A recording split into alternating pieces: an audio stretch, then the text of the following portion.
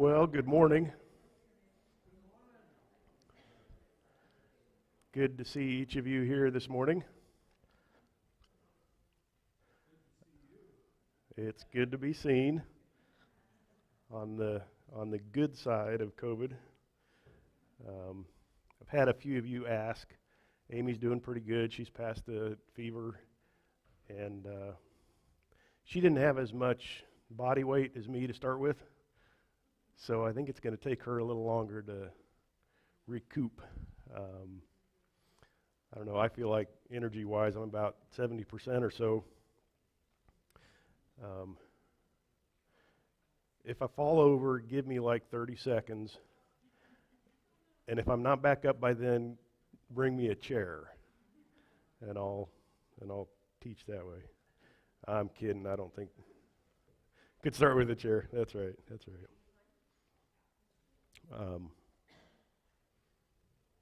Good enough.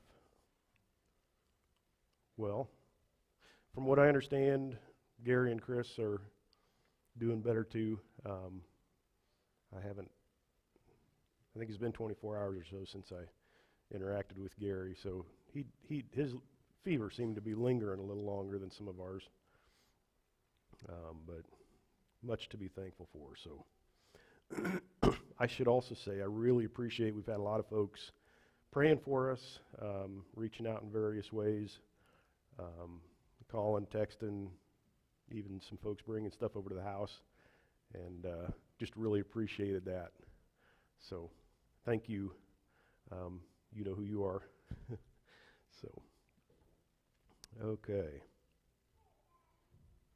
Well, I think I am ready here. It feels like it's been about 6 months, although I know it's not been that long. We are in Joshua chapter 18 this morning, the second half of the book. Sorry, the second half of the chapter.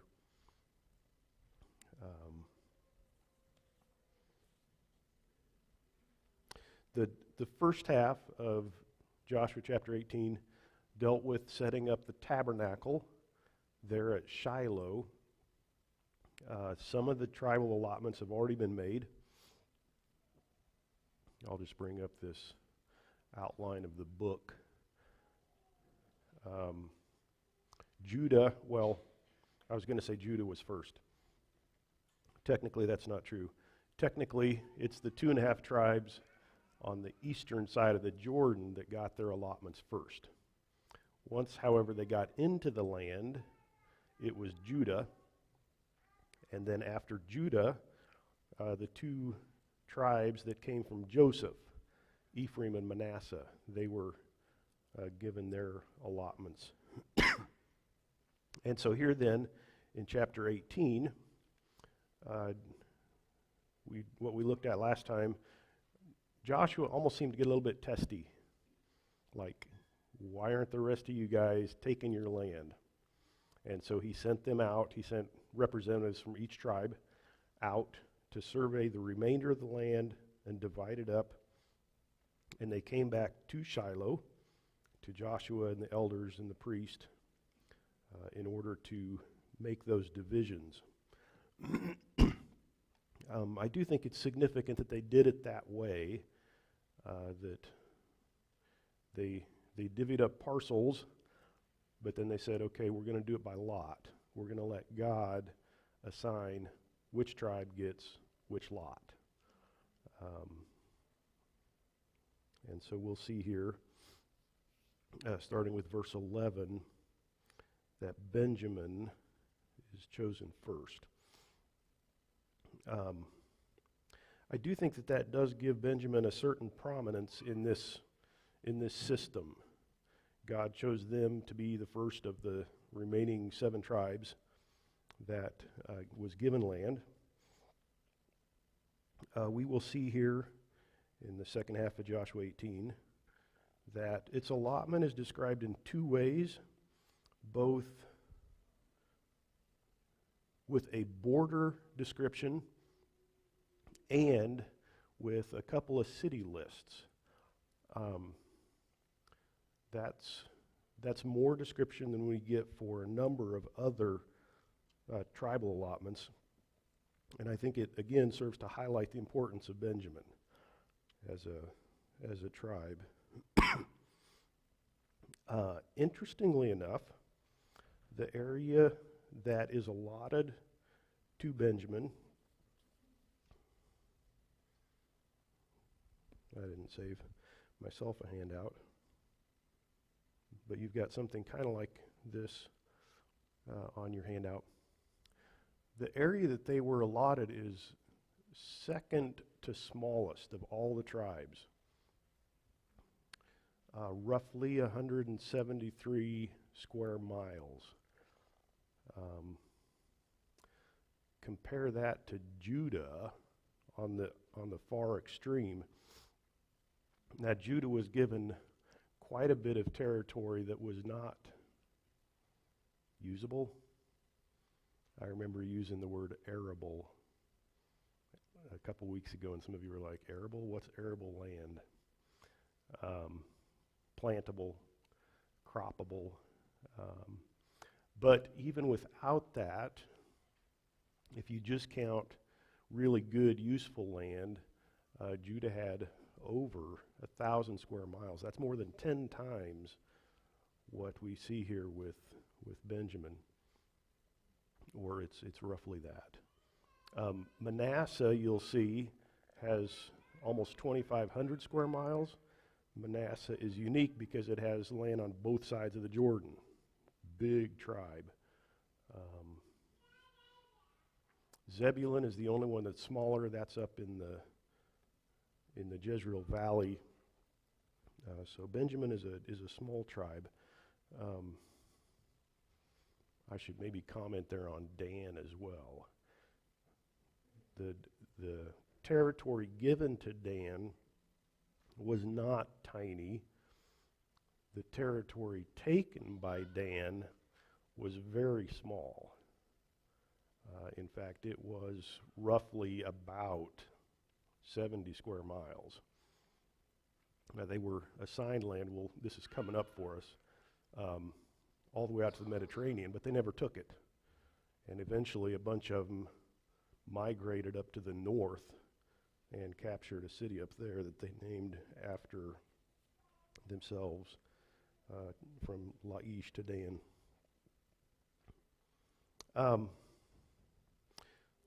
If you look at your map, yours looks a little different than this, but Benjamin is at the very heart of the hill country. And you might notice they have no border with a foreign country. They are completely surrounded by other tribes. On the south is Judah, on the north is Ephraim, on the west is Dan, and on the east is Gad, or, well, across the Jordan River.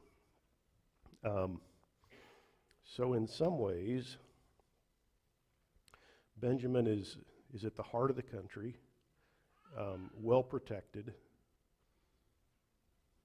and yet we discover in the book of Judges, and even in the days of King Saul, that the Philistines took over this tribe, basically, the territory. So even that did not protect them in the way that you might assume. Of course, the key issue there is that they were being disobedient to God. And so God allowed these foreign enemies to take over. But it does give you a little bit of a sense of how desperate times were when the Philistines have taken over and set up garrisons in the heart of Benjamite country during the days of Saul. It was a bad time.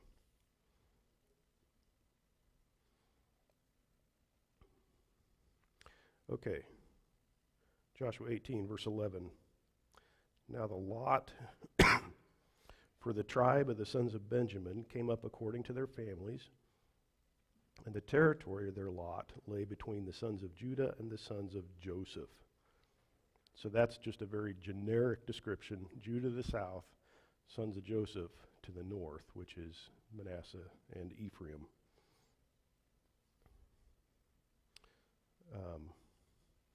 And then we begin to read about their border. Verse 12, their border on the north was from the Jordan, and then the border went up to the side of Jericho on the north, and went up through the hill country westward, and it ended at the wilderness of Beit Aven.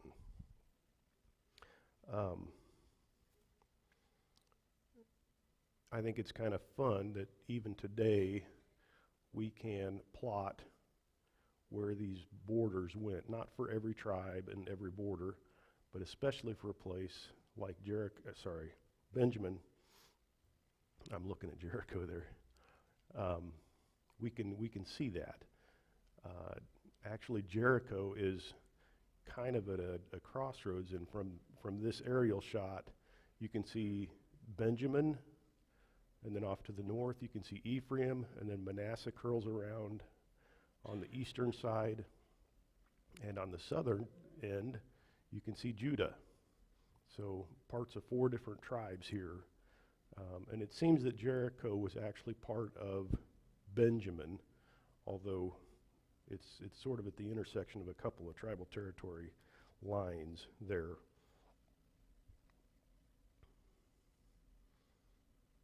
The border seems to have curled around on the northeastern side of Jericho.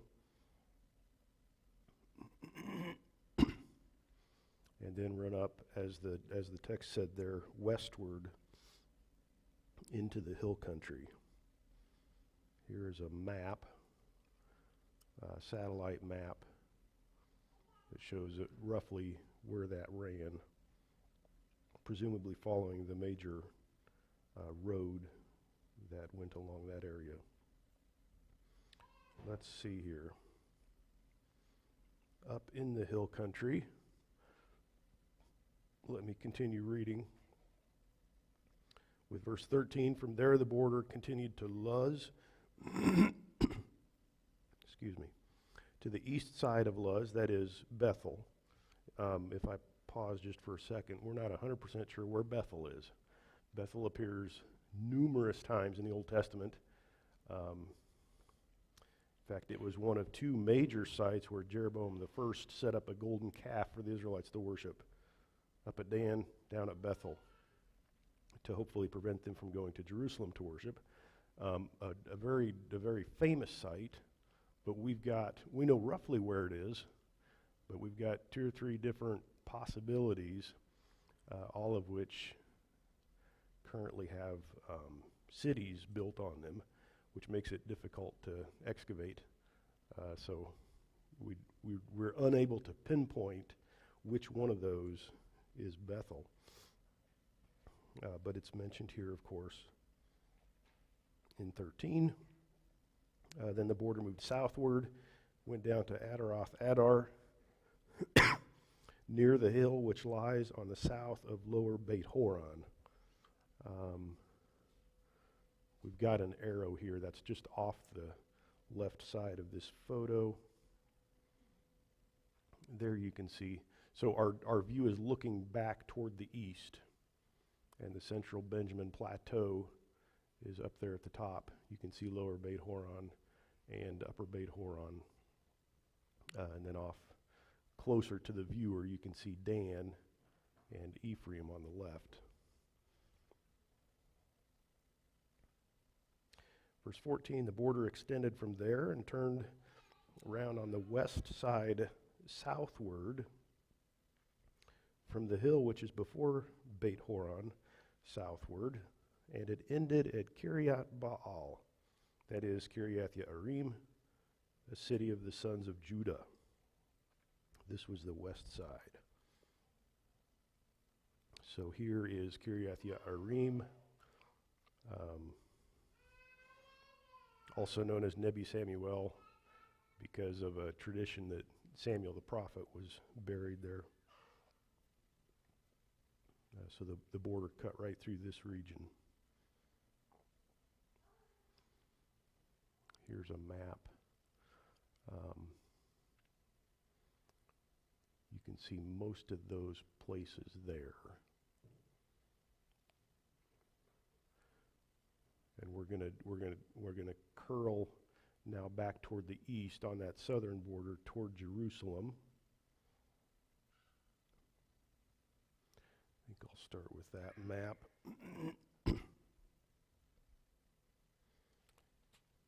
Verse 15, the south side was from the edge of Kiriath Yearim, and the border went westward and went to the fountain of the waters of Nephtoah. And the border went down to the edge of the hill, which is in the valley of Ben Hinnom. This is a valley of Jerusalem. It's on the south side of Jerusalem. Let's see here. I've got a few different shots of the waters of Nephtoah, or modern-day Liftah. So presumably then the border runs right down in the bottom of the valley there. This is a modern-day picture of the village there. And then we come to Jerusalem, and I didn't bring my pointer with me.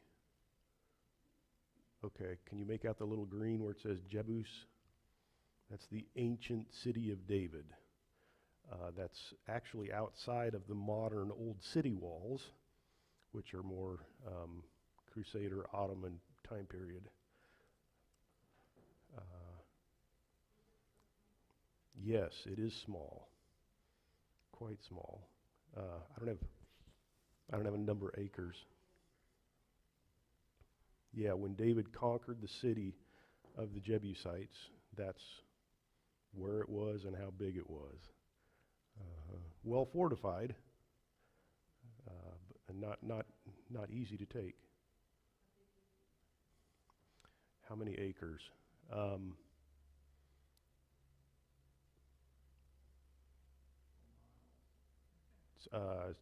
7, 8 acres.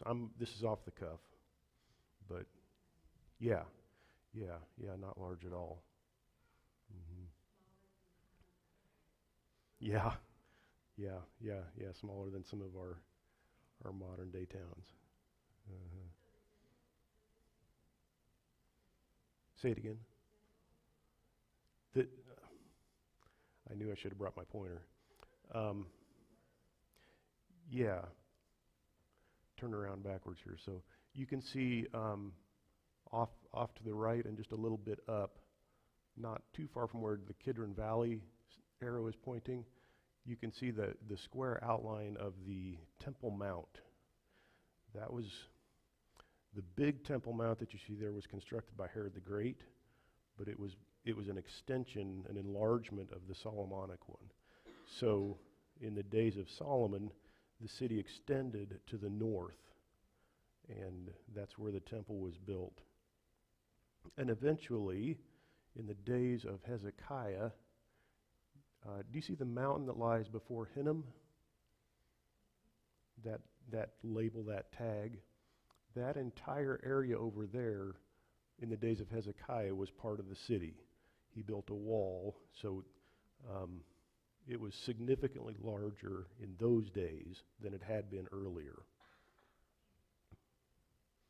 The city underwent a lot of change over the years. Anyway, my whole point with this slide is that little dotted line that shows the border as it runs past from Kiriath Yearim. You can see the waters of Nephtoah. You can see the Hinnom Valley there, and in a moment we'll come up to Ein Rogel. Let's see, I was in 16. The border went down to the edge of the hill, which is in the valley of Ben Hinnom, which is in the vale of Rephaim, northward, and it went down to the valley of Hinnom, to the slope of the Jebusite, southward, and went down to Ein Rogel.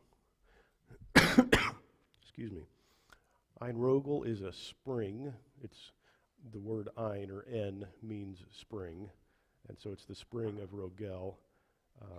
It's located in the valley just south, what, a half a mile from the ancient city of Jebus, or the city of David. And so that was a well-known marker, and it was where the border went here. I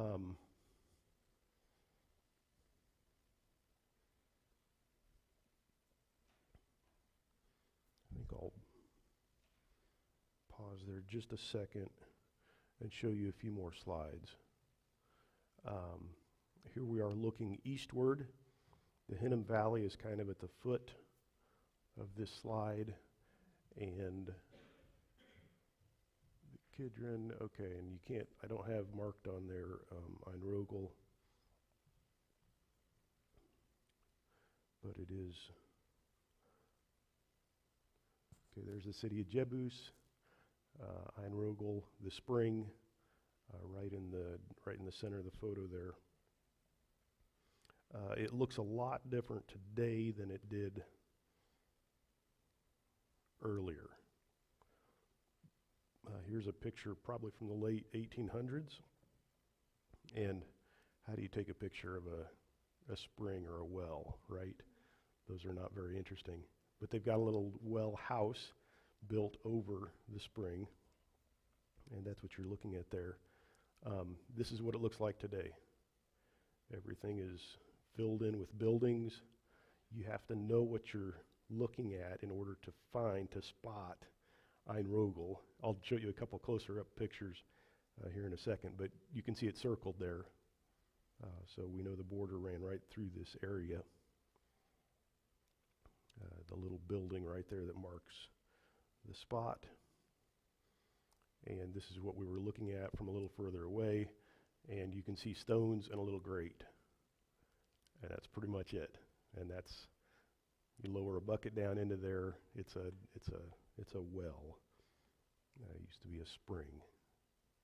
So one of those things that, would it be fun to visit today? Yeah, kind of, maybe not. Not a whole lot to see, but if you know what you're looking for, or especially if you're like, it's an important spot, I really want to see it before I leave Jerusalem, then it's fun to know where it's at and that kind of thing. Yeah, they still get water out of it. It's a decent spring. Mm-hmm. Yep. Okay. Then, so we've actually spent quite a bit of time here in Jerusalem. Then the border heads off toward the east, and we run into a number of descriptors that are difficult. Verse 17, the border extended northward and went to En-Shemesh, went to Geliloth, which is opposite the ascent of Adumim. We know where the ascent of Adumim is. That's one of the major roads from Jerusalem to Jericho. And it's opposite that, so it's not that. Parallel probably to the south. It went down to the stone of Bohan, the son of Reuben. I have no idea.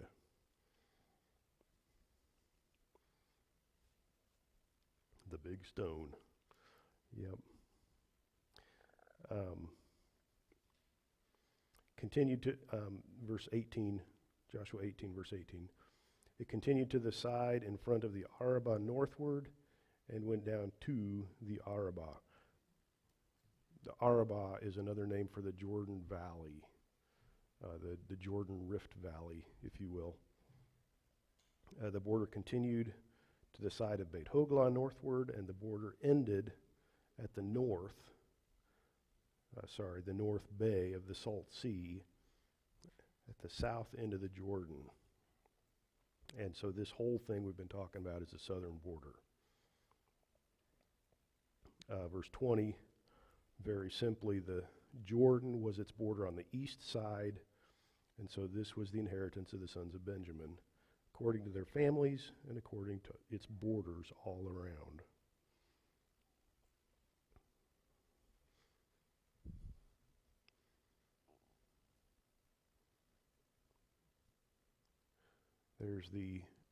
We are looking westward up toward Jerusalem. The ascent of Adumim follows the Wadi Kilt. Pretty likely that this is the road along which the Jewish man was beaten up by robbers. You would know it as the story of the Good Samaritan. That was on the road from Jerusalem to Jericho. It's desolate, dry country, and the reason that they're not giving cities or villages along here is because there are none. There are no villages once you get off the ridge there at Jerusalem. Place where the Jordan River flows into the Dead Sea. And I think I'm happy with that.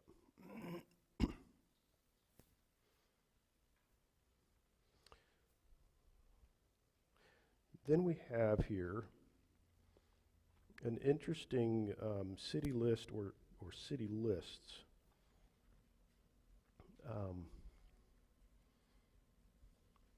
We have two lists given to us here, and I say two because they're summarized into verse 24, 12 cities with their villages, and then in verse 28, 14 cities with their villages.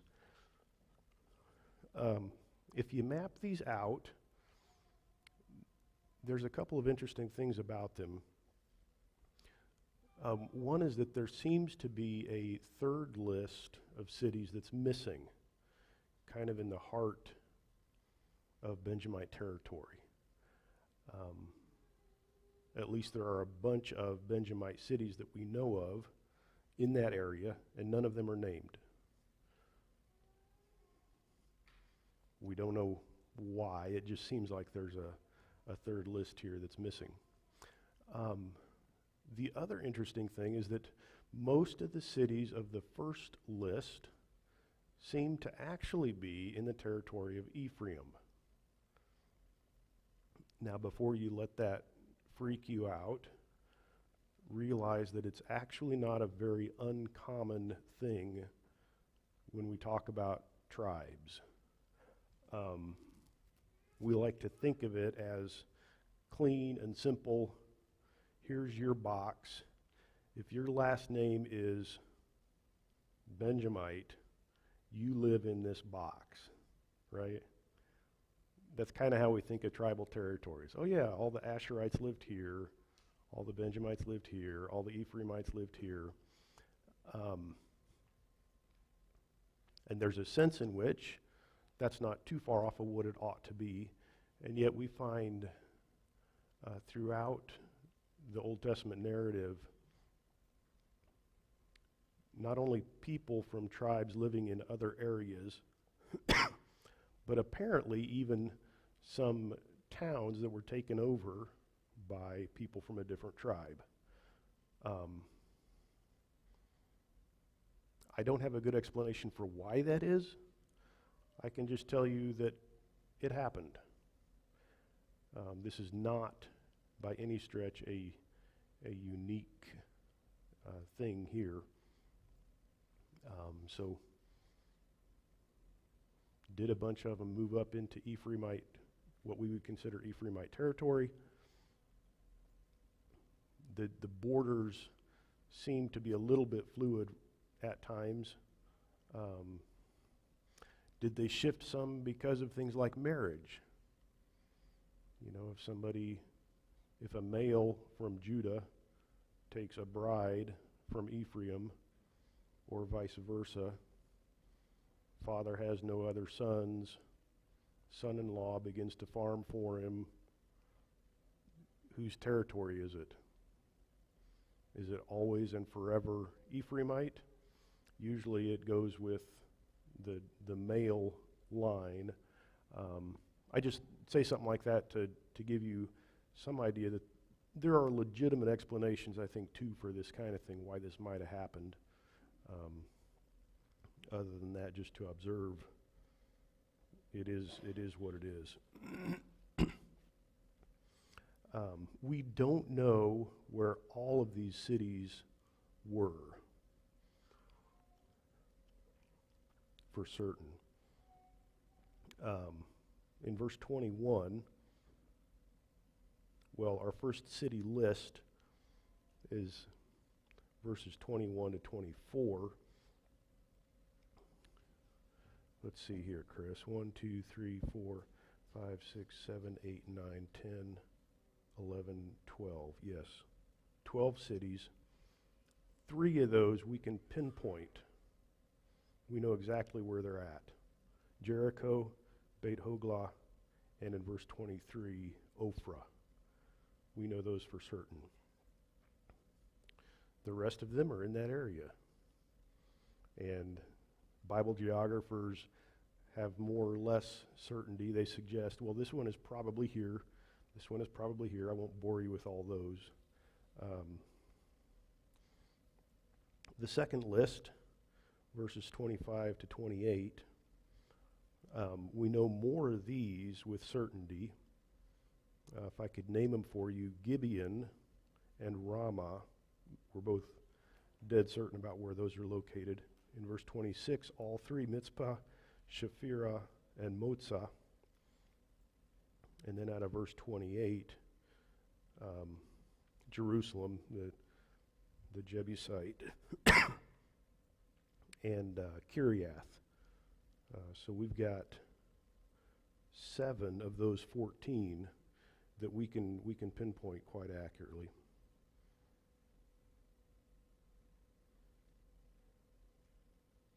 Okay.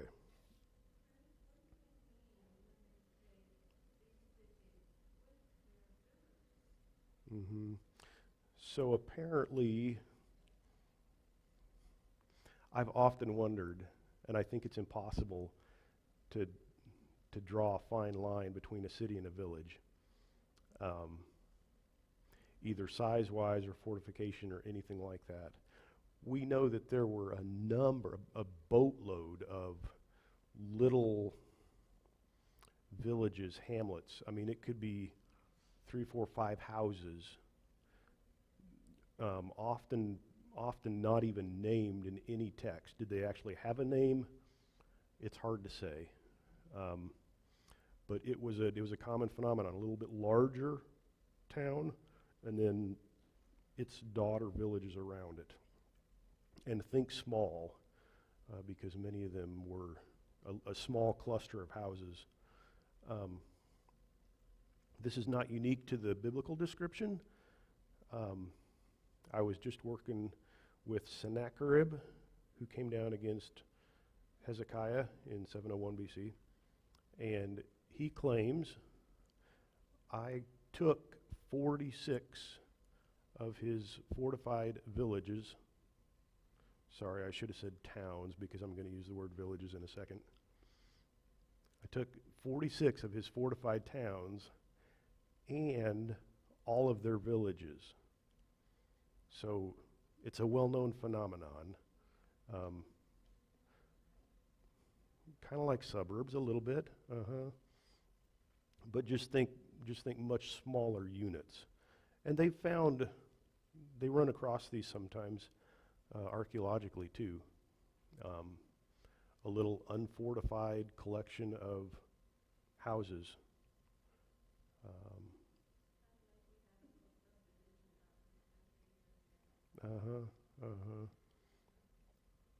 Yeah.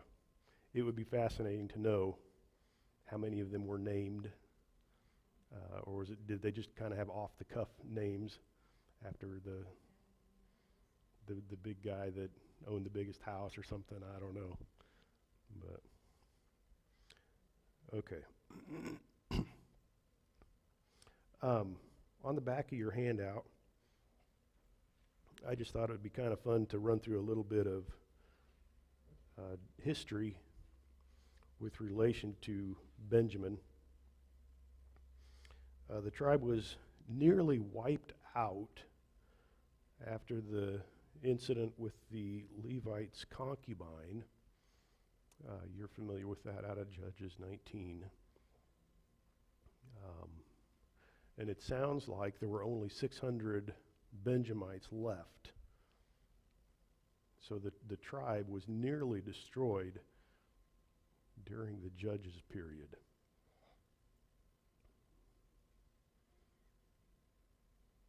What a sad thing.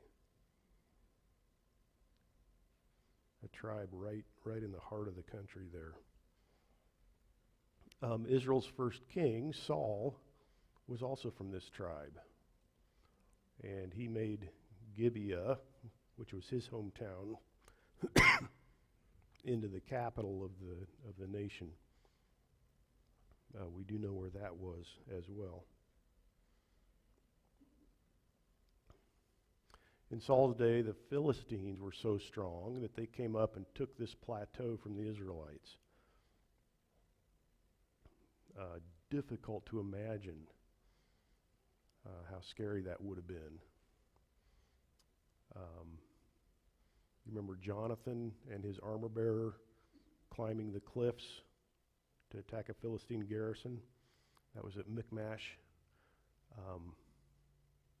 So if you take that central Benjamin plateau and the Philistines come up from the west, I should be doing this the other direction for you. The Philistines come up from the west. They take over this plateau up here. Jonathan and his armor bearer were on the eastern side of that. So the entire plateau had been taken over by Philistines. And they were fighting clear on the eastern edge. It gives you some indication both of how powerful the Philistines were at that point and how weak the Israelites were. This region became the contested border region between the later kingdom of Israel and Judah. There are a few different battles that took place over this. So when the kingdom was split, Benjamin kind of became the border in some ways. It does seem that Benjamin was more commonly associated with the kingdom of Judah than the kingdom of Israel. The territory got split, but most of the indicators are that it was considered to be part of Judah and not part of Israel in the north. I guess that was my next point, wasn't it? So you could check out 2 Corinthians 31 there. And that seems to be the case even after the return from the exile. The Apostle Paul was from the tribe of Benjamin. Now, of course, he didn't live on the old family farm in Benjamin, did he? You recollect where he grew up? I heard that. Yeah, Tarsus. It's clear up the coast to the north in what today is Turkey. So you could really say he was from the diaspora, the scattering out of the Jews. But he knew his lineage, and he was a Benjamite, which is kind of interesting. Okay, a couple points to ponder here. The importance of Benjamin's allotment is highlighted by the fact that it's given first and that it's got a description both of borders and city lists. Benjamin's territory was important territory throughout Israelite history, and we see that here in the fact that it was assigned early and that it's given a really full description. It's obvious that the author of this book was quite familiar with the geography of Israel. It's a very detailed and realistic account. So when he describes where the border ran, and when he describes the cities, it's not a made up, make believe, pie in the sky sort of description. A lot of that border, you can actually go walk and be quite confident that you're within 50 yards on either side of where the actual border ran at that time. So whoever put this book together was quite familiar with the geography in this area.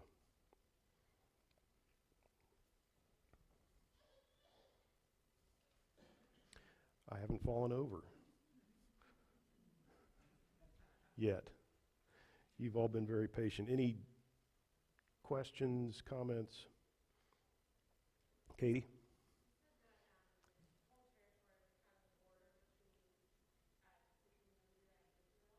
Uh-huh.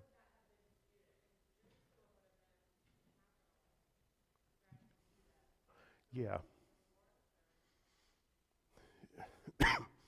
Jerusalem is an interesting city in this regard. The border description I showed you here clearly places Jebus, Jerusalem, within Benjamite territory, and yet it was not taken.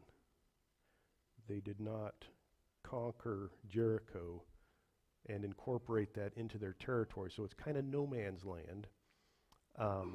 This is off the cuff, but I think it's early in Judges,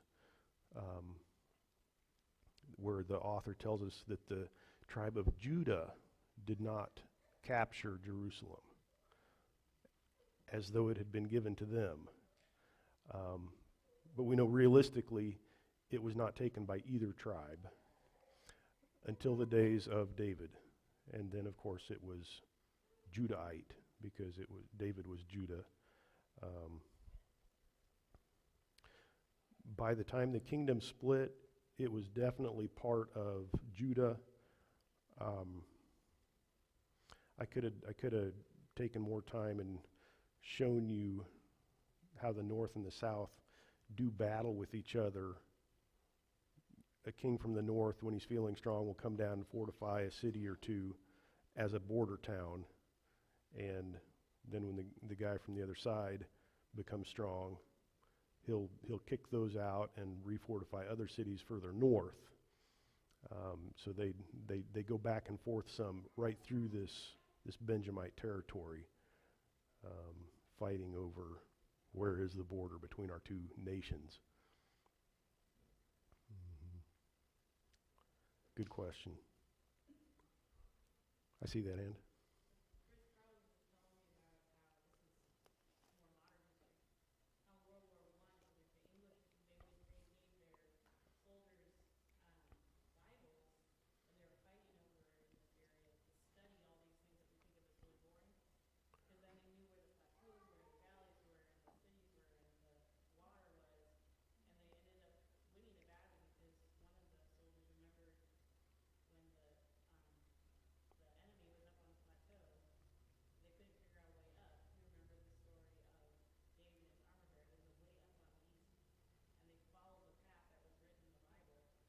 And got up there.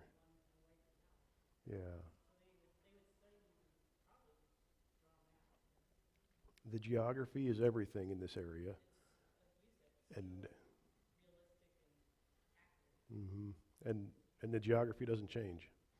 The modern highways follow the ancient highways. There's places now where they build these massive concrete overpasses to avoid, a sharp turn or something on a really busy highway. But no, not during World War I. Yep. Good enough. Next week, Lord willing, we've spent 2 weeks here in chapter 18. Next week, Lord willing, and the creek don't rise, we're going to cover all of chapter 19. It's a lengthy chapter. It covers the division of the rest of the tribal territories, other than Levi, who gets some cities. So I'm not going to try to take that one in a bunch of detail. We'll do more of an overview. I may even have a quiz for you guys. Right? Wouldn't that be fun? If we look at and study, here's where Zebulun is and Issachar and Asher on a map, and then I gave you a blank map. I bet you could fill a lot of that out. I'll have to think about the candy thing. I haven't really been in the mindset for candy the last couple of weeks, but that's not a bad idea. Hand out some Skittles or something. I need to close before the natives get restless here. So let me pray. Lord, thank you so much for your word. We see the fulfillment of your promise here to your people. We realize that you've made a lot of promises to us too, and we take heart in the fact that you are faithful and have brought about what you have said in the past. And we anxiously look forward to seeing you and being with you and receiving the fulfillment of the promises that you have made to us as well. In the meantime, help us to be good and faithful servants and to be about your will, doing your business. Ask for blessing on the service to come here too, and pray that you'd be honored through it. In your name I pray. Amen.